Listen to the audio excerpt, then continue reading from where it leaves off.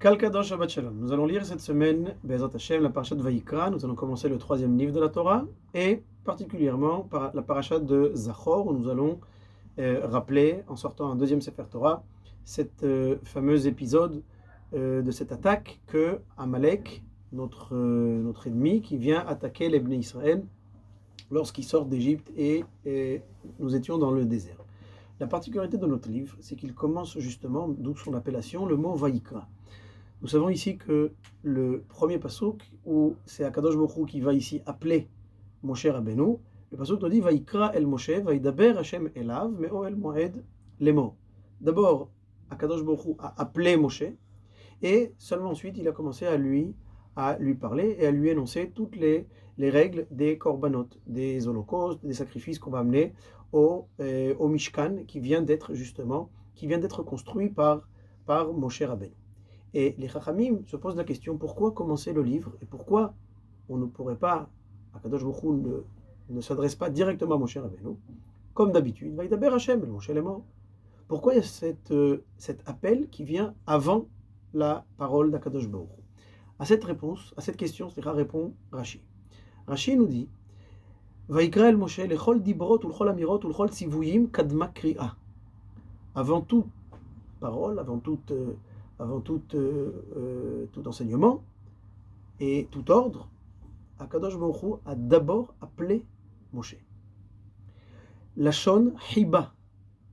D'accord? Quand on appelle quelqu'un, Rashi explique, c'est un langage d'amour, un langage d'amitié entre deux personnes. Ici, c'est entre Akadosh Baruch Hu et Moshe Rabbeinu. Et plus que ça, Rashi nous dit, Lashon shemalaché asharet mishtamshim bo.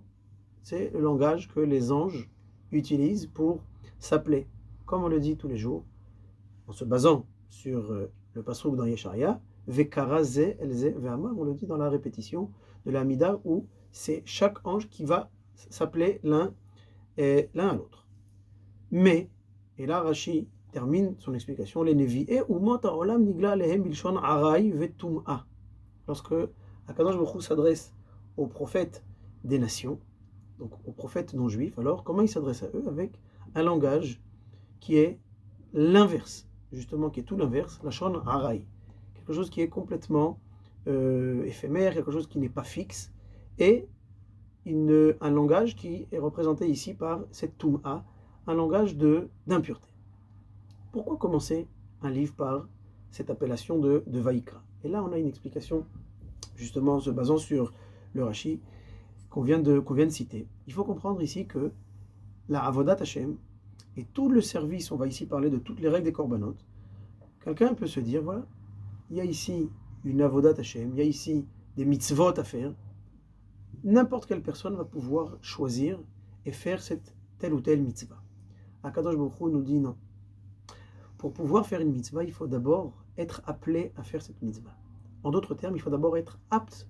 Il y a toute une préparation qui a commencé déjà avec les Avot, avec nos ancêtres, avec nos patriarches, qui a continué après avec notre descente en Égypte, notre passage en Égypte, la sortie d'Égypte, tout ce processus de construction du Mishkan. À ce moment-là, précis, Akadosh Baruch Hu nous dit, maintenant vous pouvez commencer à se rapprocher de moi, à venir à rentrer au Mishkan pour faire des korbanot. Il y a ici une leçon qui est très particulière.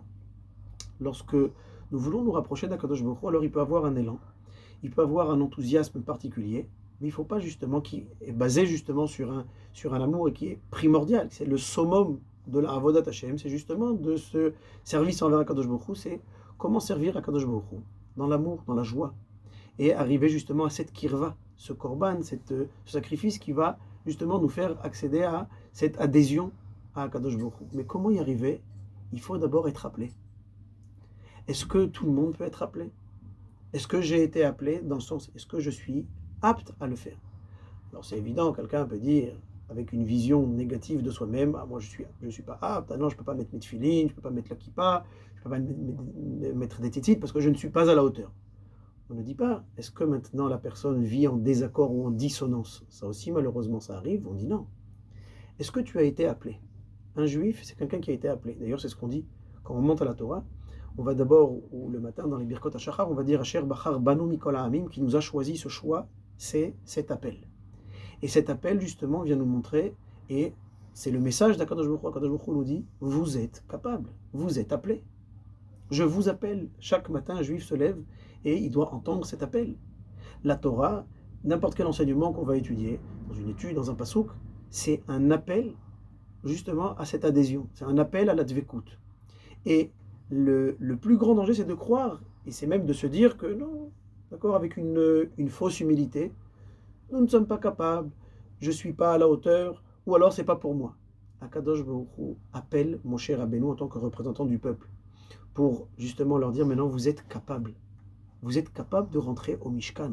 Vous êtes capable, vous avez été capable de le construire, mais maintenant vous êtes capable d'y rentrer et tous les jours de servir à Kadosh Baruch Hu.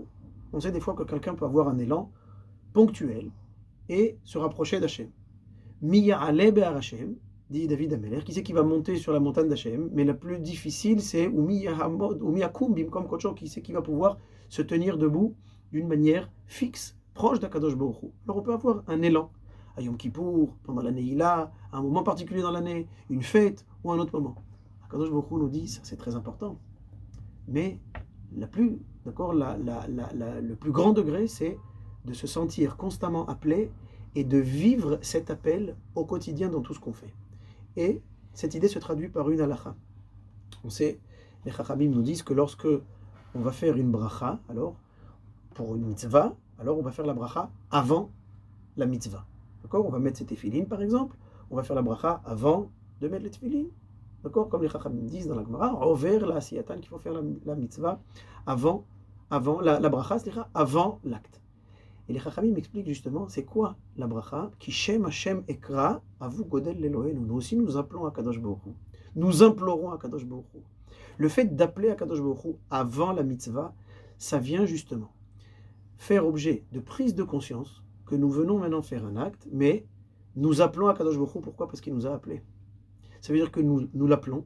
On va maintenant énoncer une bracha, on va formuler une bracha pour expliquer, justement pour s'expliquer à soi-même, pour prendre conscience non seulement de l'importance de l'acte que l'on va faire, mais surtout de quelle manière que c'est un mérite d'avoir été appelé, contrairement aux prophètes des autres nations qui n'ont pas été appelés, ou même quand ils ont été appelés, c'était pour le Ham Israël, par exemple avec Bilham, et ils ont été appelés d'une telle manière où il manque un Aleph. Vaikar, pas Vaikra, et la Vaikar. Et on retrouve justement dans Parashat Zachor cette notion que Amalek, il vient nous attaquer, mais comment il nous attaque? On va le lire dans la Parashat Bezrat Hashem en disant Asher karecha baderech. Asher karecha, étymologiquement, ça veut dire qu'il nous a rencontrés comme ça, par hasard. Bemikre, mikre c'est le hasard, c'est la même racine que Vaikra. Bemikre, il nous a rencontrés comme ça, en chemin.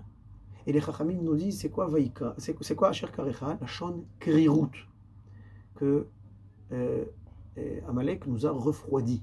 Pourquoi il nous a refroidi, entre guillemets, dans le sens, il nous a fait perdre cet enthousiasme, cette joie, cet engouement de faire les mitzvot, parce qu'il nous a trouvé à un endroit qui s'appelait Refidim. Et les Chachamim nous disent, c'était pas par hasard tout ça. On croit qu'il y a comme ça, Bémikré, c'est un hasard, qu'il nous a comme ça refroidi de la Avodat Hashem. On dit non. Quand les Béné Israël étaient à Refidim, les Chachamim nous disent que Rafou Yedehem mina mitzvot. Ça veut dire qu'on faisait les mitzvot, mais d'une manière refouilla. Pas qu'on ne faisait pas les mitzvot. Rafouille, ça veut dire qu'on est comme ça, on faisait les choses d'une manière pas fixe, sans joie, sans enthousiasme, sans que ça représente pour nous un véritable service, mais quelque chose comme ça, qu'on fait de temps à autre, ou alors sans attacher une grande importance. À ce moment-là, Amalek apparaît. Amalek, justement, il vient porter atteinte à cet appel. Et il nous dit, regardez, vous n'êtes pas à la hauteur, vous n'êtes pas capable, c'est impossible, donc je peux tranquillement vous attaquer. Akadosh Baruch Hu nous dit non, justement, on va se rappeler justement d'Amalek pour se rappeler que nous avons été appelés par Akadosh Baruch Hu et de ne pas oublier cet appel au quotidien. Akadosh Baruch Hu nous appelle au quotidien et nous aussi nous devons l'appeler en faisant nos brachot, en faisant notre filote. Et cet appel justement c'est pour nous rappeler l'importance du Ham Israël et l'importance de tout un chacun dans cette Avodat Hashem. Shabbat Shalom Uvorach.